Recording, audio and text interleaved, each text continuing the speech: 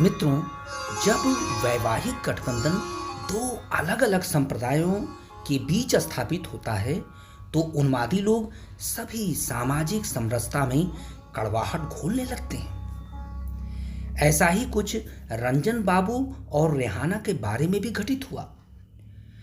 वृद्धाश्रम से पलायन के बाद रंजन बाबू ने ऐलान किया कि वे रेहाना के साथ विवाह सूत्र में बंधने जा रहे हैं।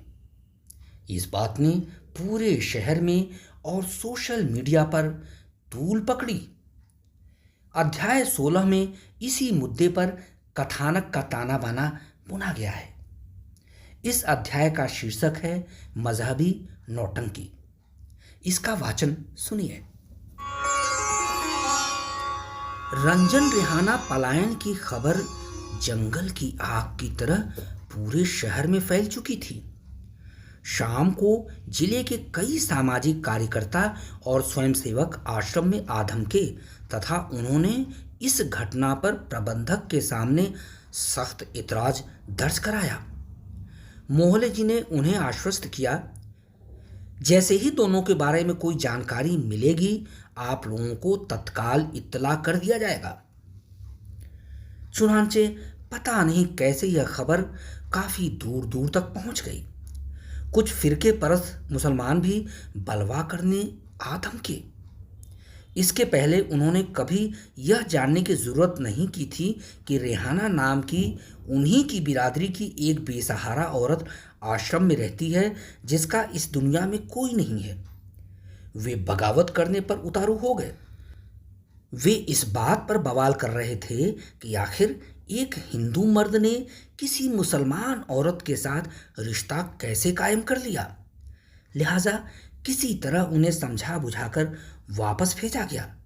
पर रंजन बाबू से चिढ़े हुए आश्रम के ही कुछ बुजुर्गों ने पुलिस को यह खबर पहुंचा दी कि श्रवण वृद्धाश्रम में कुछ गैर कानूनी अनैतिक गतिविधियां चल रही हैं, जिनसे आश्रम के बुजुर्गों के चरित्र पर बुरा प्रभाव पड़ रहा है। शाम को जब पुलिस ने आकर पूछताछ शुरू कर दी तो प्रबंधक मोहल्ले के गुस्से का पारावार नहीं रहा। वह पुलिस वालों के आगे रपट लिखाते लिखाते बेचैन हुए जा रहे थे और जब पुलिस वाले लौट गए तो उन्होंने वहां मौजूद सारे बुजुर्गों की जमकर खबर ली और फिर शाम के कोई 8 बजे उन्हें एक मीटिंग में हाजिर होने का फरमान भी जारी कर दिया। मोहल्ले जी के तेवर एकदम तबाहकुन थे। उन्होंने आश्रम के अनुशासनों और नियमों को गिन गिन कर उनके सामने रखा। आज से आश्रम के औरत मर्द एक दूसरे से दूरी बनाकर ही रहेंगे, यानी बातचीत करना तो दूर, उन्हें एक दूसरे को मुस्कुराकर देखते हुए भी पाया गया तो उन्हें दंडित किया जाएगा।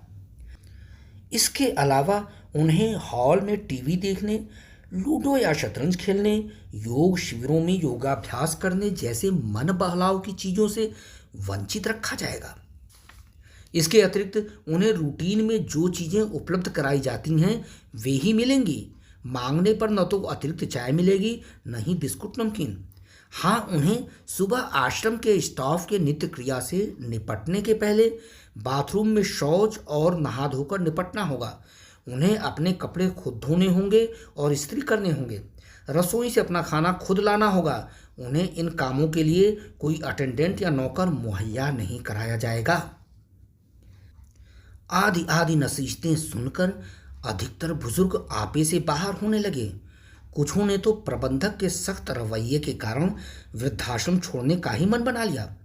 बात तब और बिगड़ गई जबकि किसी ने वहां के सख्त अनुशासन नियमों के बारे में मीडिया तक को खबर पहुंचा दी, जिससे कुछ पत्रकार आश्रम का सूरत हाल लेने उसी शाम फिर आ धमके।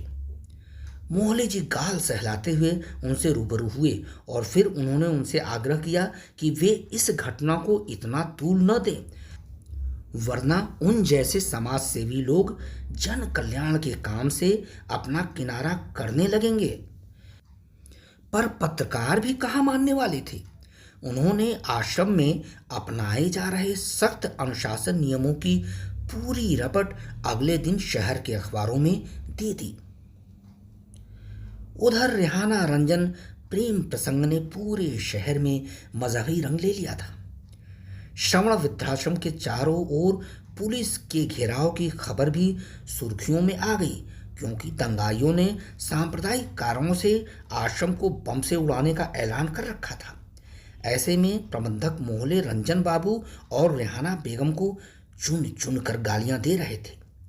आश्रम के बुजुर्गों ने जनानियों से खास दूरियां बना ली थी, जबकि मारिया को इस बदले माहौल में बड़ा मजा आ रहा था। वह पूरे आश्रम में घूम घूम कर इश्क के गाने गा रही थी और बार बार खुश मिजाज नज़ीर मियाँ के कमरे के सामने खड़ी होकर उनसे बातें करने लगी थी। दीपू दत्ता भुनभुना रहे थे, लगता है जल्दी ही एक और प्रेम प्रपंच से दो चार होना पड़ेगा। फिकर चंद भी बड़बड़ाते हुए तेजी से टहलने लगते। वृद्धाश्रम में जो कुछ हो रहा है वह अच्छा नहीं है। मारिया के इस आचरण पर प्रबंधक मोहल्ले तो दांत पीस कर रह जा रहे थे, क्योंकि आश्रम के बुजुर्गों पर सख्ती किए जाने की वजह से उनकी मानवतावादी छवि धूमिल पड़ती जा रही थी। लेकिन जब रंजन बाबू और रेहाना के सिर कलम करने के लिए शहर के इमाम का फतवा जारी हुआ तथा हिंदू मठाधीशों द्वारा दोनों को पकड़ते ही जिंदा जला दिए जाने की घोषणा आई, तो मोहल्ले को मन ही मन बेहद खुशी हुई, जबकि मारिया की रूह कांप उठी। बेशक उसके दिल में रेहाना और रंजन बाबू दोनों के प्रति हमदर्दी की सुनामी उठ रही थी। आश्रम के लोगों में भी दोनों के प्रति सहानुभूति उमड़ने लगी। इतने वर्षों से रंजन बाबू और रेहाना दोनों उनके सुख दुख में बराबर के भागीदार रहे। आखिर इसे कैसे भुलाया जा सकता है। मारिया रंजन बाबू के कुछ शुभ चिंतकों को लेकर प्रबंधक के कार्यालय में जा पहुंची और उसने उनसे दरख्वास्त किया कि ये उनकी नैतिक जिम्मेदारी है कि वे दोनों को सुरक्षित आश्रम में लाने के लिए हर संभव प्रयास करें। पर मोहल्ले जी तो गुरूर में बैठे हुए थे। उन्होंने कहा, रंजन रेहाना को अब कोई नहीं बचा सकता, क्योंकि उन्हें अपनी करनी का फल भुगतना ही होगा। हाँ, अब इस मामले में कुछ भी नहीं करना है। कानून और लोग खुद मुजरिमों को सजा देने पर आमादा हैं, लेकिन अब मैंने इस वृद्धाश्रम को बंद करके यहाँ एक मॉल खोलने का फैसला कर लिया है। यह जायदाद मेरी है और मैं इसका इस्तेमाल जैसा चाहूँगा वैसा करूँगा। मारिया को प्रबंधक की बात बिल्कुल हजम नहीं हुई। उसने कहा, रंजन बाबू और रेहाना की मोहब्बत जिस्मानी तो थी ही नहीं कि इसे बुरी नज़र से देखा जाए। दरअसल उनका प्रेम आत्मिक था तथा रेहाना उन्हें उनके बुद्धि विलास के कारण ही प्रेम करती थी। इसके अलावा बुढ़ापे में किसी विधुर और विधवा को जीवन साथी मिल जाए तो इससे अच्छी बात क्या हो सकती है। बच्चों ने उन्हें वृद्धाश्रम में लावारिस निपटा दिया था। यह आश्रम बेसहारा बुजुर्गों को आत्मनिर्भर बनाने का दावा करता है, और जब दो बुजुर्ग सचमुच आत्मनिर्भर हो गए तो इसमें तो हमें खुशी होनी चाहिए। उन्होंने इस आश्रम को भी स्वयं के प्रति जिम्मेदारी से मुक्त कर दिया है।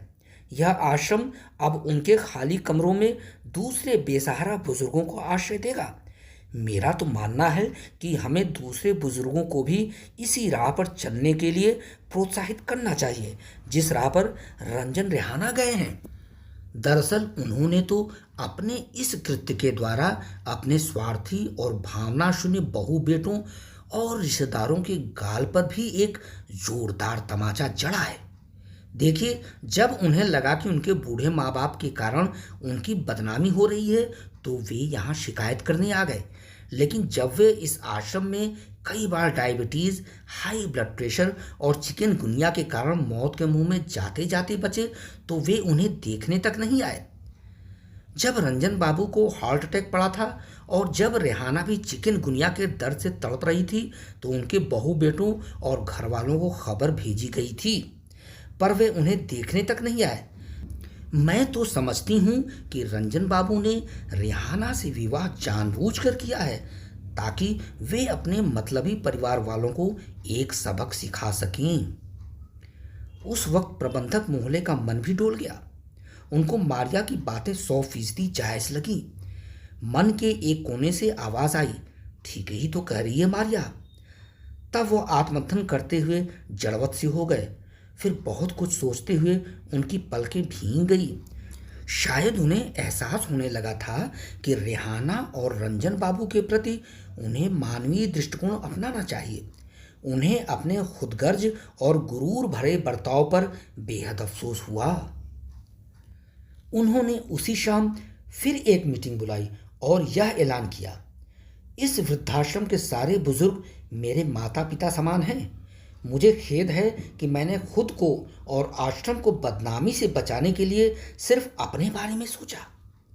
यह भी नहीं सोचा कि रंजन बाबू और रेहाना ने स्वयं मेरे ही काम को आगे बढ़ाया है और सभी उपेक्षित बुजुर्गों को एक नई राह दिखाई है। आप लोगों से निवेदन है कि आप मेरे द्वारा की गई सख्ती को माफ़ कर दें, अन्यथा मैं खुद को कभी माफ़ नहीं कर पाऊंगा। हाँ, रंजन बाबू और रेहाना को बचाने के लिए मैं हर संभव कोशिश करूंगा। मेरा आपसे वादा रहा। चूंकि उनका गला भर्रा उठा था, इसलिए वह हकला कर रह गए। उस वक्त वहां मौजूद बुजुर्गों के चेहरे पर भी खुशी उतर आई थी। अगले दिन जब आश्रम में अखबार की सुर्खियों में फिर रंजन बाबू और रेहाना के बारे में छपी हुई खबर को पढ़ा गया, तो माहौल में छाई मनहूसियत की सीलन को वहां बहने वाली खुशी की बयार ने सोख लिया। प्रबंधक मोहल्ले बैठे बैठे ही चित्कार कर उठे, भाई मान लिया रंजन बाबू के दिमाग का लोहा, मैं तो उनके बुद्धि विलास का कायल हूं। आखिर ईश्वर ने उन्हें किस मिट्टी से गढ़ा है?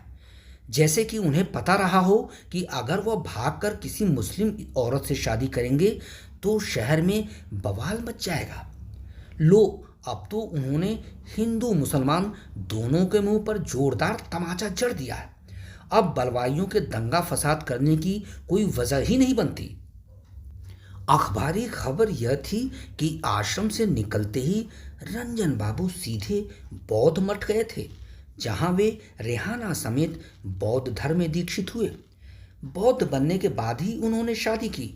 शहर में दंगा करने पर आमादा हिंदू और मुसलमान दोनों संप्रदायों का मुंह शर्म से झुक गया। आखिर वे कर भी क्या सकते थे सिवाय हाथ मलने के। रंजन और रेहाना ने स्वेच्छा से बौद्ध धर्म अपनाया था। मोहली जी श्रवण आश्रम के बाहर जायजा लेने आए तो देखा कि आश्रम के चारों ओर से पुलिस गश्त उठा लिया गया था। दूर दूर तक अल्लाहो अकबर और हर हर महादेव का हुंकार सुनाई नहीं दे रहा था। माहौल से चैन सुकून की ही खुशबू आ रही थी। बेशक दंगाई अपने अपने माद में छिप चुके थे।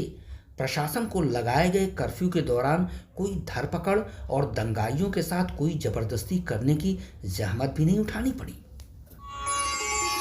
मित्रों, जब सांप्रदायिक दंगाइयों को यह पता चला कि रंजन ने हिंदू धर्म और रेहाना ने इस्लाम त्याग दिया है और वे किसी और धर्म के अनुयायी बन गए हैं, तो उन्मादियों के पास दंगा फसाद करने का कोई और बहाना नहीं बन पड़ा।